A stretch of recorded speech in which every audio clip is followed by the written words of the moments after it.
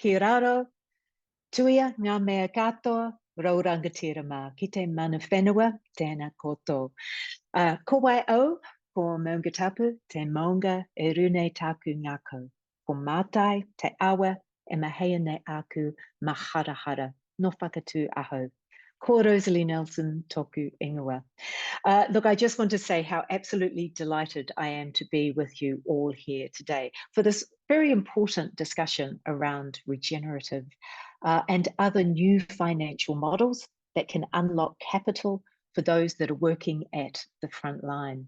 For those of you that don't know, I have the privilege of heading up the Hillary Institute of International Leadership. The Hillary Institute celebrates and recognizes transformative global leaders that are addressing some of the most pressing challenges facing humanity. We have 11 laureates today, and many of them are absolutely foremost leaders in climate change and addressing equality.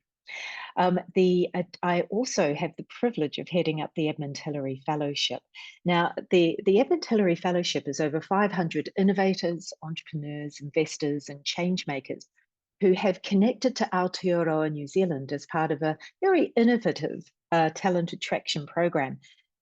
Last year, our fellows connected Kiwi businesses into over 300 million of capital, directly invested 140 million into new innovative ventures, founded over 100 new firms, and generated over 40 million in salary. In other words, this is an incredible powerhouse of fellows who are very committed to Aotearoa New Zealand as a base camp for a better world. So I feel very, very privileged that we have 4 of our incredible fellows joining us here today. Before I introduce them, I just wanted to give a little bit of context for this particular session. The EHF recently held a weekend hui, which was around the issue of how do we address climate action and particularly nature restoration at the front line.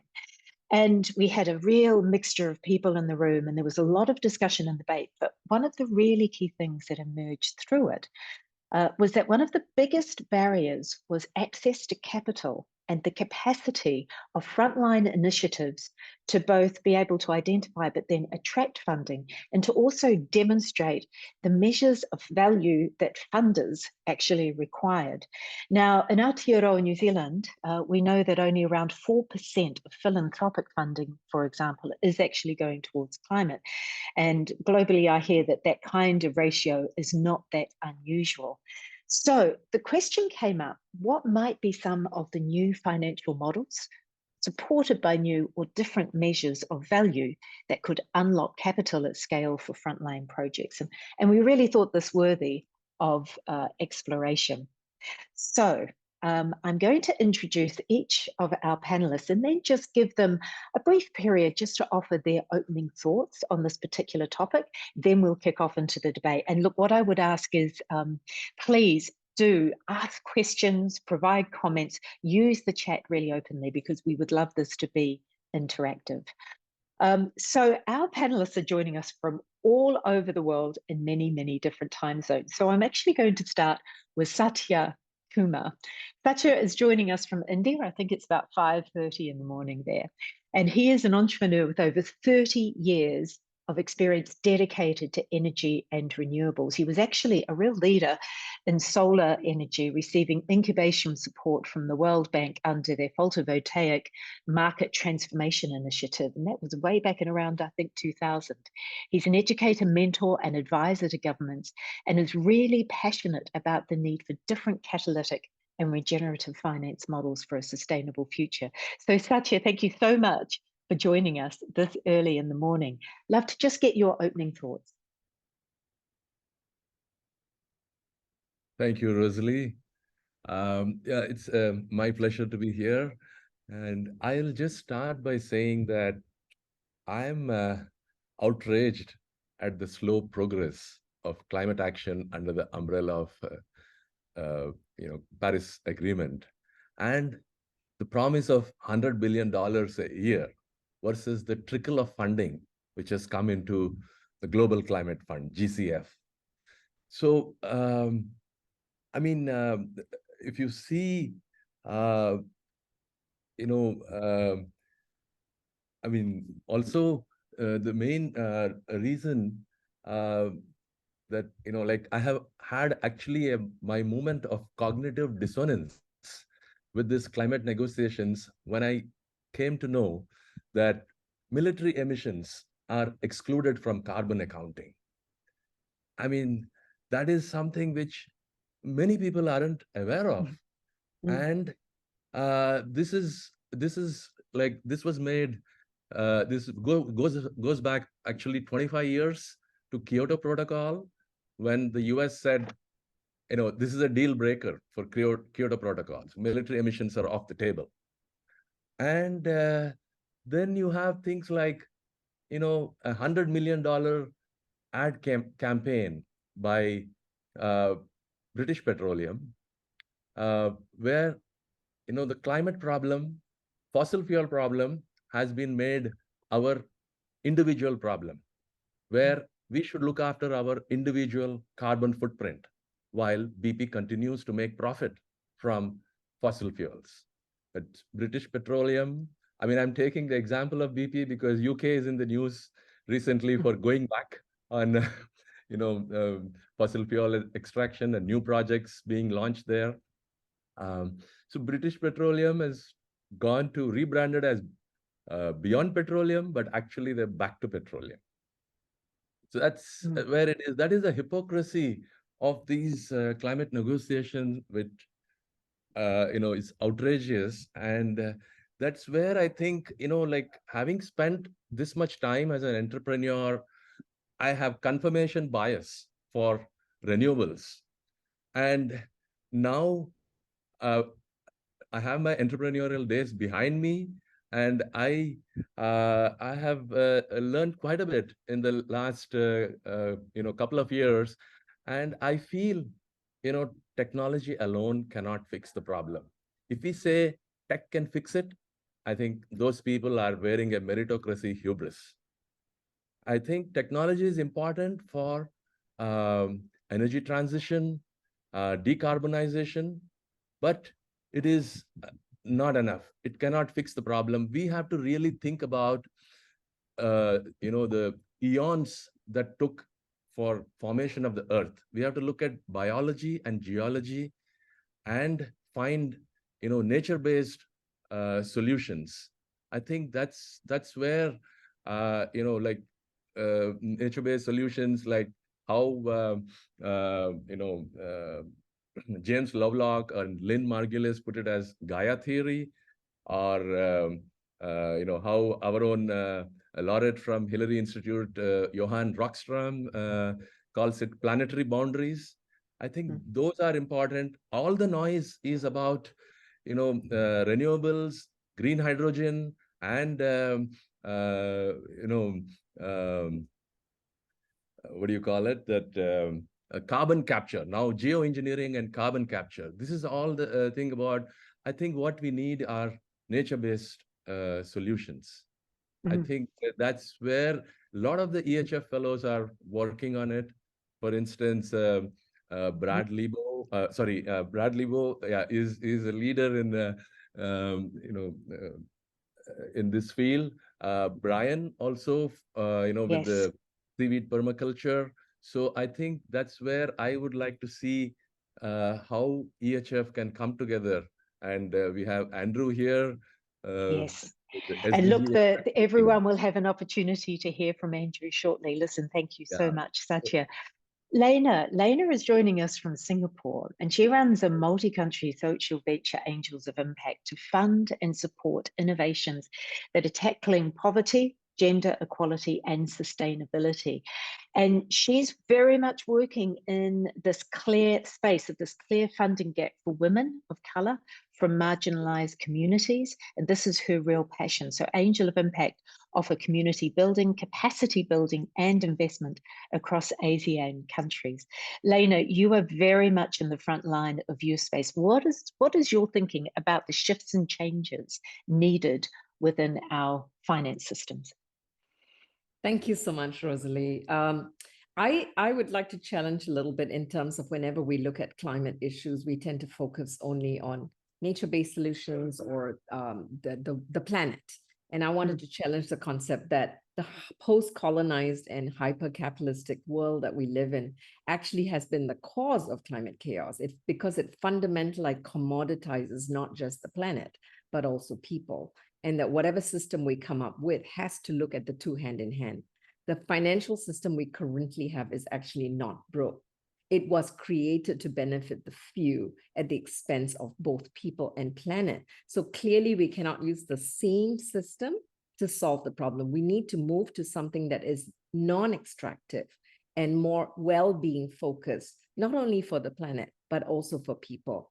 And so the term we tend to use is restorative economics, restorative investing, because we take this from Manuka, who is the CEO of the Katali Foundation, and also known as the mother of restorative economics. And she reminds us that the etymology of the word economy actually dates back to its Greek foundation called the management of home. This is actually the opportunity for us to look as home and as members of one common family. And how are we going to do this together? Now, the problem right now is that while there are a lot of initiatives to try to do good, take impact investing, for example, it's been primarily about do good, do well. There is still this idea of even ESG reporting, right? So when you look at the GIN 2020 report, it clearly shows that 2/3 of people are actually still looking for market returns and maybe impact as a side dish, and maybe concessionary rewards. What we really need now is people who are brave enough to move forward.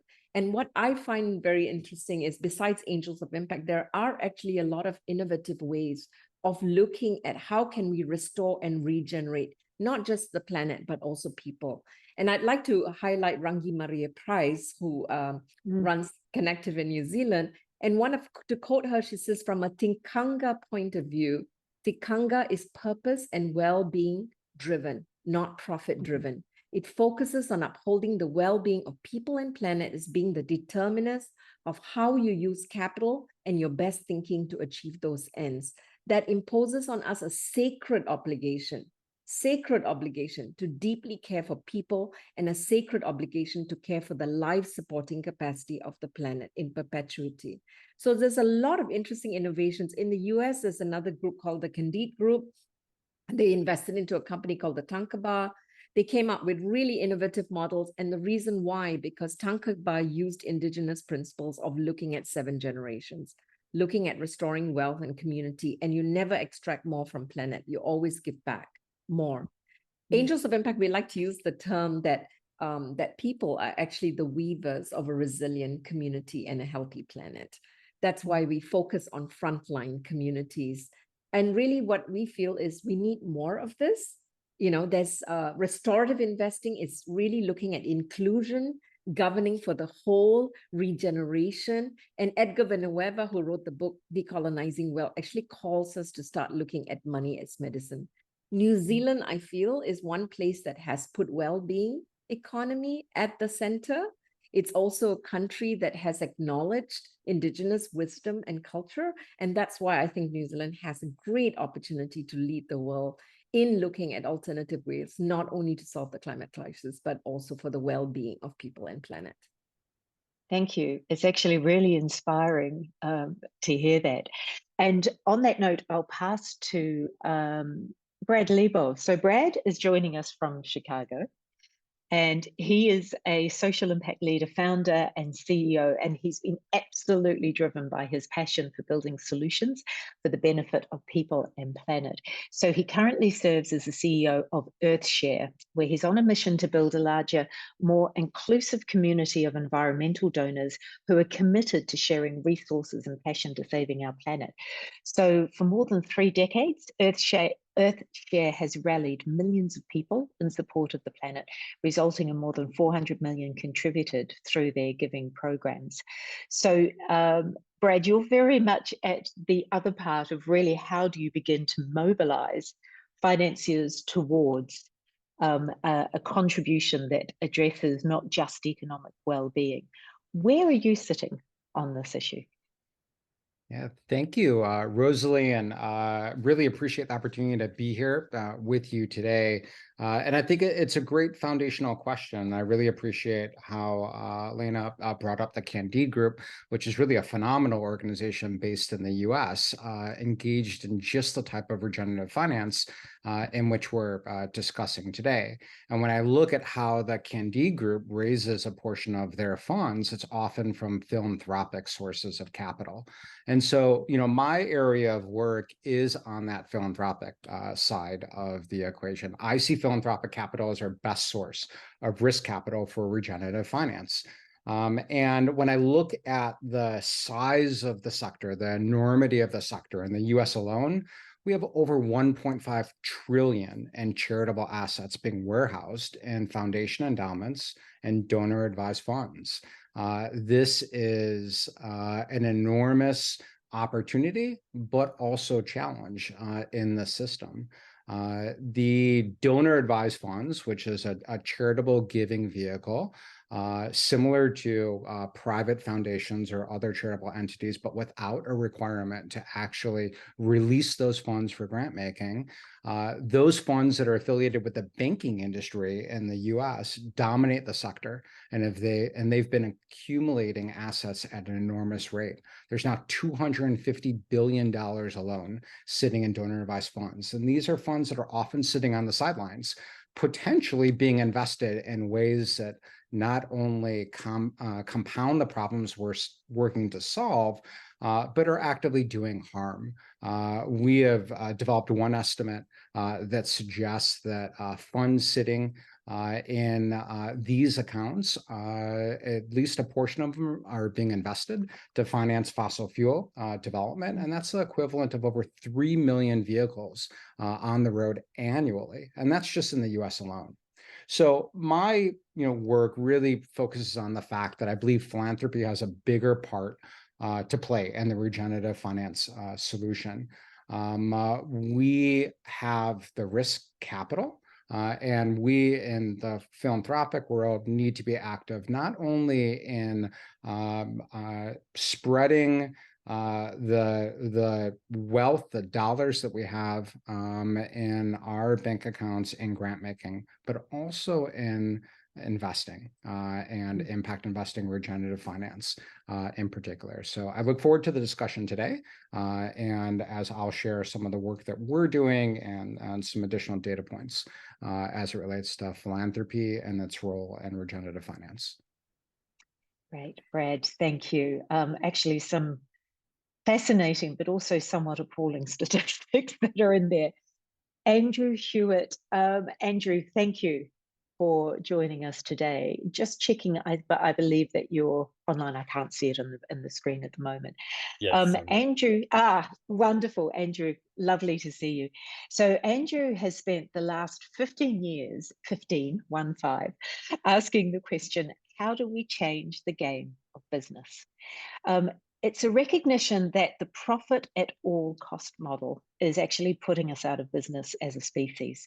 So Andrew has sought to codify a new model which is both profitable but also more likely to sustain a commitment to care. So he founded GameChanging 500, and this profiles the world's top purpose-driven organizations, and has also found that the biggest levers to changing the game is how to address how organizations are funded and structured. So he's recently teamed up with the SDG Impact Fund to leverage the donor advice fund structure to support purpose-driven projects in accessing more experimental capital. So Andrew, I know that you've also been very much thinking about what are the new tools that we have, our new financial tools, whether we're talking blockchains or tokens or Web3. I'd love to get your thoughts on what's needed in this space. Sure thing. Well, first, it's always a pleasure to be here with other EHF participants and you, Rosalie, and discussing these matters. And for all of those tuning in, what I would love for you to do is share with us a bit of a sense of your background so we can have a better sense of where you're coming from. So if you were to use a scale of 1 to 10, and 1 was you're hearing these terms for the first time, and 10 was you're an expert in the field, please put in the chat box just a number of like 1 to 10 of where would you be on 1 being very little experience, 10 being a lot of experience with these terms. And that would be super helpful so we can make this as relevant as possible and not just speak our own language that might not be understood. So I'm going to use this analogy of a game because I feel like fundamentally what happens is we have an idea. We have an idea to solve a problem in the world, create an innovation. And when we go to initiate that project, we bring in money and or need bank accounts and we need some sort of structure for it, right? So what are your choices? Well, yeah, for-profit or a nonprofit, or maybe some sort of hybrid of that's starting to exist these days. But primarily you're going to be in one of those two structures, and you could call these games, right? Because if you're playing the for-profit game, it has certain rules and certain objectives, maximize profit to shareholders. You can raise investment, create a return on that investment. You're actually legally mandated to do so. So if you wanted to further invest in a higher purpose, you could be under legal pressure from your investors. So that's a game that you're setting up to play. Now, on the nonprofit side, you can generate a certain amount of revenue from being a nonprofit as well, but there's also limitations. You can't receive investment and create a return on that investment. You're probably a little bit limited in terms of how you would incentivize talent. So yes, let's say you invent something, it has tremendous traction. How you distribute the rewards of that are very limited compared to what you could do in a for-profit. So we have these two options, these two games. And I feel fundamentally what's happened is that the world's got more complex.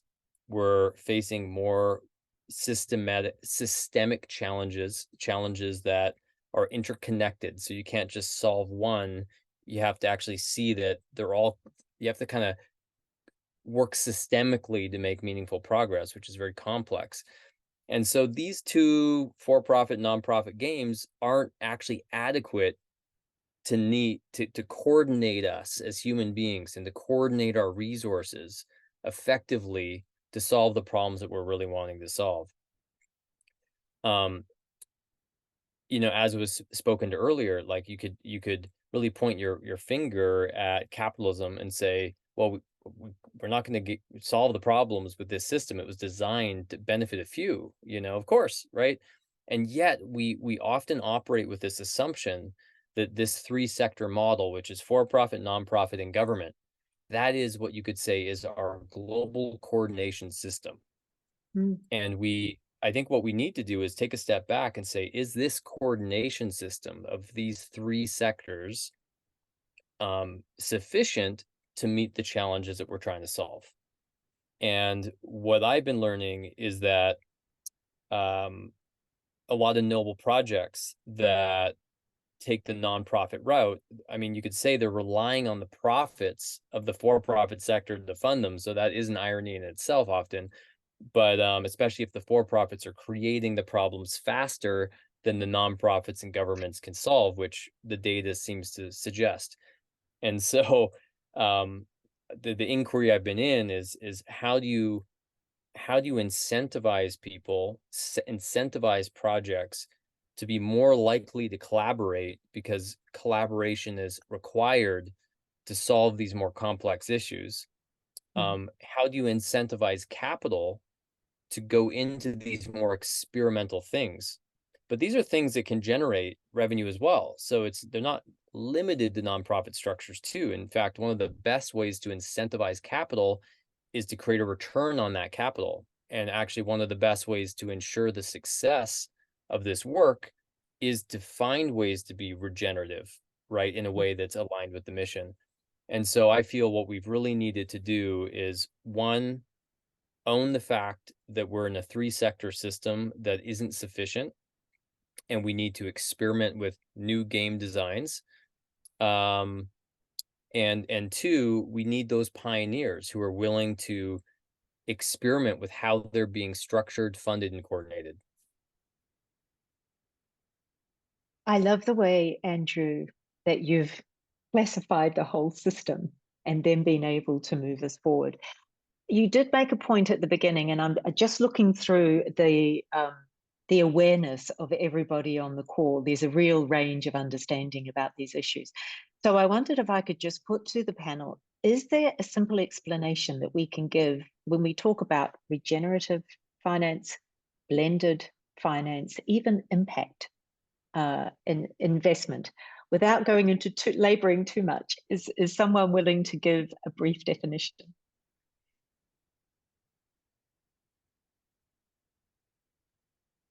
Maybe I'll take a stab at it. The way I look at it, it's an attempt to move away from the extractive models, right? So there's an element of shifting power and wealth back to where the real innovations or solutions are. And then there will be all these different forms of, whether it's blended finance, means it's a combination of grants and for-profit capital. It'd be different people have different definitions. Impact investing, as I said, was supposed to be do good, do well, but even that is a spectrum from those who want total market returns and impact and those who look at impact first. So I think in a nutshell, it's like impact is important, but it's an element of shifting power and wealth back and changing the system. Yeah, Rosalie, go ahead. Go ahead, Brad. Oh, I would just add that I think it's often helpful to compare and contrast regenerative finance with conventional finance to really sort of pull out the difference. And I think the difference is that conventional finance is that success is defined by financial return on capital. Positive or social environmental impacts, if they occur at all, are just a byproduct. Whereas regenerative finance, the goal is to make positive change possible with the financial return as a byproduct. Regenerative finance uses money as a tool to solve systemic problems and regenerate communities and natural environments and hopefully heal the planet. Brad, can I just jump in there? Because we've come from a model where there's been quite a clear-cut return on investment financial metric of success. If we have other measures of value, how do we capture those? Because often if it's social or it's environmental, it's harder to define. How do we do that? Is that question to me or to the panel? Yes, sorry, question to you, Brad. It was a follow-up. I mean, I think that's the $1 million question. I do think the work in New Zealand to really focus on well-being is the right path forward. But I think that is ultimately the struggle that we have seen sort of in our traditional, conventional financial system, where we often look for blended financial models. So those that are looking for what we would consider a marketplace-based return are sort of at one level of the capital stack. Then we look for some level of concessionary capital at another level of the capital stack, and then sort of that philanthropic capital that may not be returned as a way in which to incentivize sort of the rest of the market to sort of come into a regenerative financial deal. In terms of measuring the outcome, measuring the impact, I think there are probably a lot of different strategies, and I sort of welcome hearing the other panelists who probably have more expertise in that particular question. Satya, you put your hand up. You're on mute. Yeah, I just wanted to add that when we're talking about regenerative finance and new structures and impact measurement, there is a lot of confusion, or rather there's a lot of complexity around ESG compliance and triple bottom lines and things like that. So, I mean, within our fellowship, Reggie Luitke has come up with a very simple structure of a new corporate structure, which is, I was very impressed with that, giving nature a voice, a seat on the board, and a bank account. And the voice of the nature is the voice of the community. So I think that is a simple corporate structure. I mean, compared to the complexities of ESG compliance and whatnot, and I mean, even impact measurement and all that. So I think that's something you can look at, It's within our fellowship, yeah.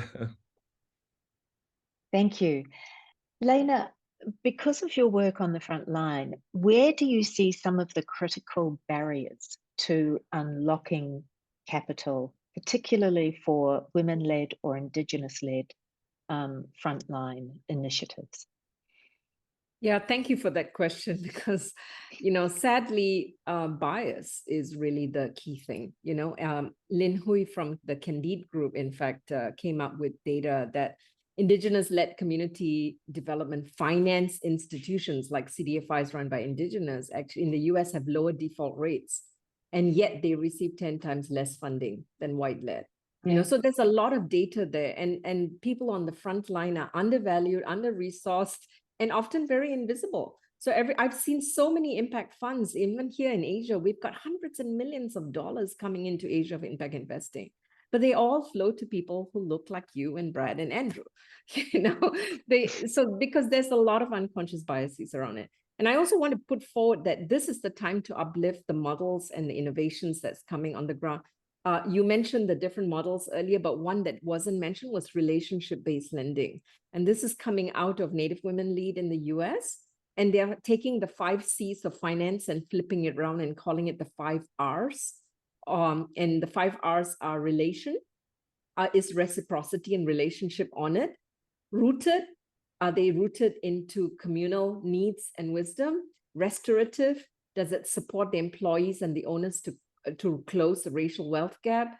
Regenerative, is it a 7th-generation impact? And revolutionary, does it solve a real problem on the ground? So there are models, but these models are not heard of, where somebody else puts together donut economics or some other thing packed together and everybody jumps on the bandwagon. So I would love to see biases taken off, which is another reason why I keep quoting Namaka Akbo, because she's a Black woman, and uplift, all these different Indigenous wisdom that has the solution. But bias remains a big problem, even for me who run a fund.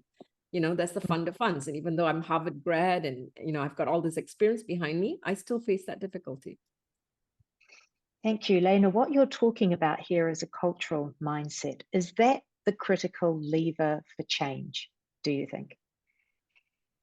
Absolutely. The way we see each other and with the way we see our planet. Not as something to be exploited and extracted from, but where I win, you win, and not a win-lose model. If I could just throw to Andrew.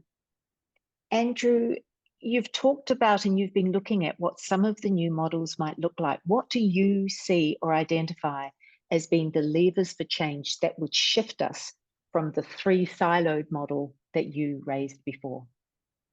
Sure. Well, piggybacking on the beautiful share from Laina is,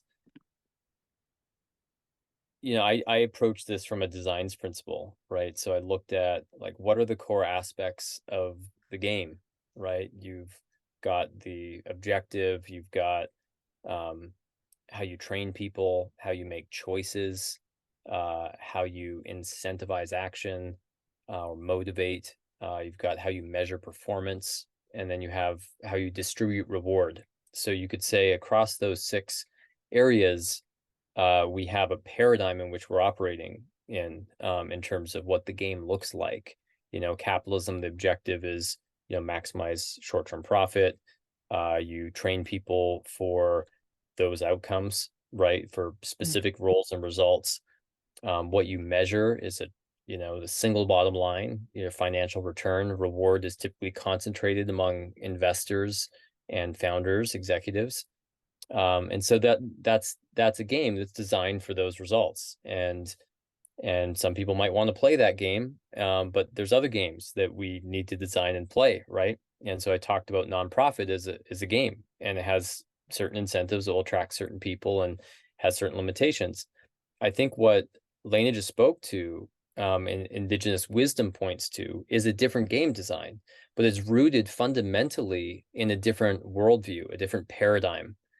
And the more you get into this work, as I have, the more you realize that to truly change the game, you need to first change the self. You need to shift the culture. Otherwise, you're probably just in some slightly modified version of what currently is. And so this is what I saw with my work in doing Game Changers 500 and creating rankings of the world's top purpose-driven companies. And then I worked with the US government in fourth sector. So this whole idea is we've got these three sectors. Let's build a fourth sector of for benefit enterprises that have a certain legal classification and therefore can attract different types of investment. And, you plays into the impact investment community. But then what you see in that space is that it isn't fundamentally a new game, because in all 6 of those categories, there isn't change, right? So it's a lot of what we used to call greenwashing, what companies that were pretending to be green. Now you could call it even like purpose washing, where they're really putting purpose first and their why and how great we are, or we're a B Corp. But really, when you get into it, the mechanics, the things that actually incentivize the human behavior haven't changed. And so what I've been working on is knowing that it's kind of getting creative with how do you fund the cultural shift. So it's a bit of a hack. So basically what I've been working on is how to create, one, how do you find the right people to participate, people working on real projects? How do you really fund their ventures collectively so that they're not just individual projects, they're actually more of a like a hive of projects that are incented to actually collaborate? And then how do you use some of the resource generated to continually fund, you could call the healing or the coherence or, the ongoing process to become more like an ecosystem rather than separate parts, or more like nature. You look at the school of fish or a flock of birds, it's like there's a way you can murmur and be more interconnected and interdependent. And I don't think we're very good at that, but I don't think we're going to get meaningful traction in having that level of cultural change in the world unless there's the funding for it. So I believe 100% what Laina's saying, and I just see it happening in little silos with the groups that are already pretty advanced in it. But to get an economic engine behind it, I've been creatively working on ways to do that, and that's a whole nother conversation. But that's my approach anyway. We get into a really difficult space when we begin to talk about cultural shift, because it doesn't happen quickly. It's something that takes time, and yet we face our imperatives. We know that we have a globally embedded financial system where value is defined and return on investment often a key criteria. What is it going to take that will drive the cultural shift and move away from acceptance of the current norms to quite different set of values around what we do, put value in what the nature of finance is? Sorry, I may not have sort of described that terribly well, but is the imperative, for example, of climate and what that means for us as a species, is that enough of an imperative for change to shift the financial systems, or what is it going to take? Maybe I'll jump in since everyone hasn't unmuted. But first of all, I think we need to demystify completely this whole idea that you can get significant returns, this whole venture capital space, which has included into impact investing as well. And Morgan Simon has a really good book called Real Impact, where she actually calculated that venture funds taken as a whole has actually made losses, and that regenerative and restorative investing is actually very, has better returns. So I think talking about the good, feel, well-being, how I don't think it's going to shift it. It's data, and the data is out there, but the data is not shared. So we need to share that and demystify it. Love that. Brad, I'd be interested in your perspectives here. Yeah, I think we're seeing generational shifts underway. The worry is this is not at the speed that the planet needs. I think we all are probably pretty aware that funding philanthropic support for environmental and climate initiatives is less than 5% of the total. funding support, and that's the same in the U.S. as it is in New Zealand. But what we're increasingly seeing is younger generation reference climate change and environmental issues as a top 1 or top 2 issue. So we're beginning to see a change. I think we're also really beginning as a culture to lean into women leadership. A recent study showed that women, in particular, affluent women in particular, make 85% of the charitable giving decisions in their household. In addition, 42% of women volunteered, at least with one charity a year. However, board representation on nonprofits by women is only 16% compared to 30% for men. So one thing that I think we really need to see is more women on boards as well.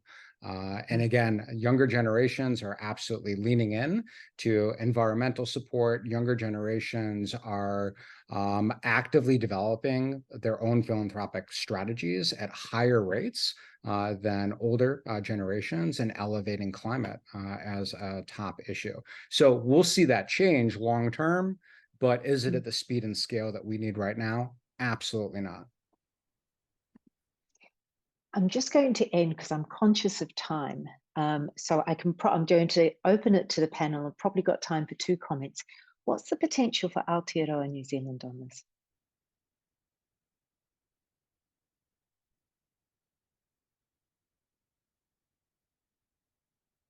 Or is there?